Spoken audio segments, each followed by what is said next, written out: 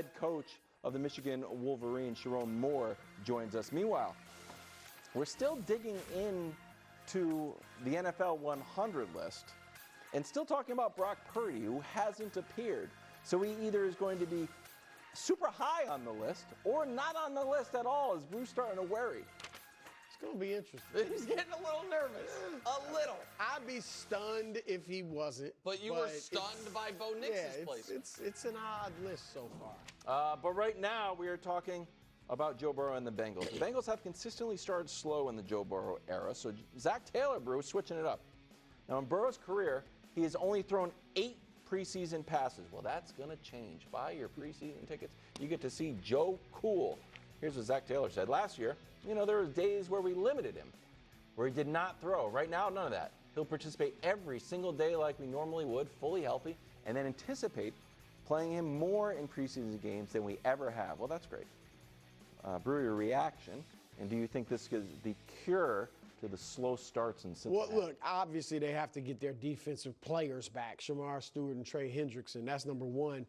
But, yeah, do something different. I get it. Some of the preseason lack of activity was injuries, but you have to try something different, Nick. And, look, last year, we've all talked about it. They beat the Patriots in week 1.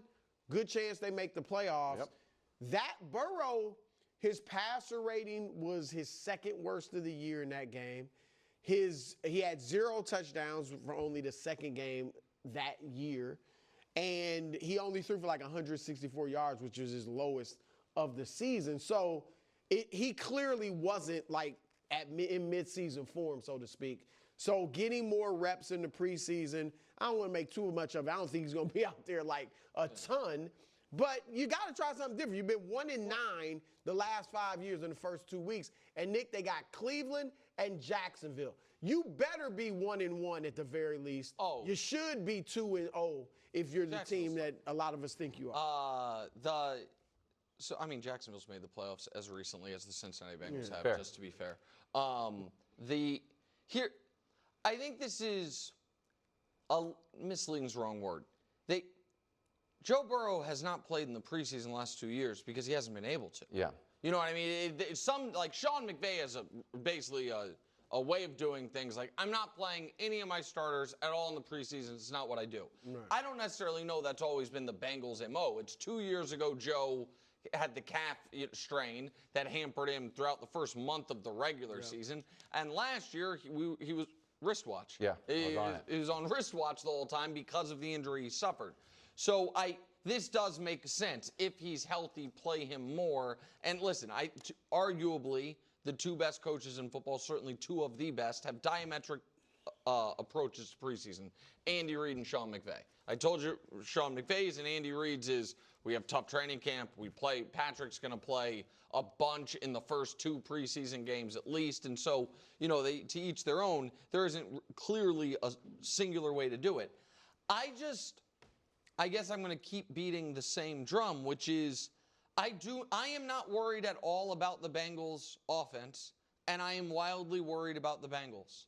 And I think this Warren Sharp tweet, I know we don't have much time because we have Honey Badger coming on. I don't know if we can show it. This, to me, is just a total misallocation of resources when you saw, hey, who's spending the most on wide receivers? And we don't have it, but it's the Bengals by a mile. You know what I mean? And when you also have a star quarterback on his second contract. And what is puzzling to me about that choice was they saw how last year went. They had a choice this offseason, in my opinion, between dealing with an unhappy T. Higgins and paying Trey Hendrickson or dealing with an unhappy Trey Hendrickson and paying T. Higgins. They paid T. Higgins.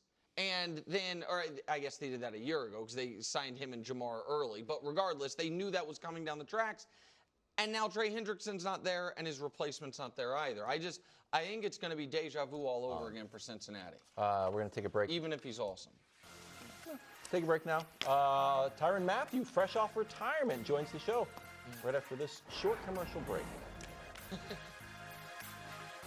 Consumer Reports has named the 2025 most reliable automotive brand.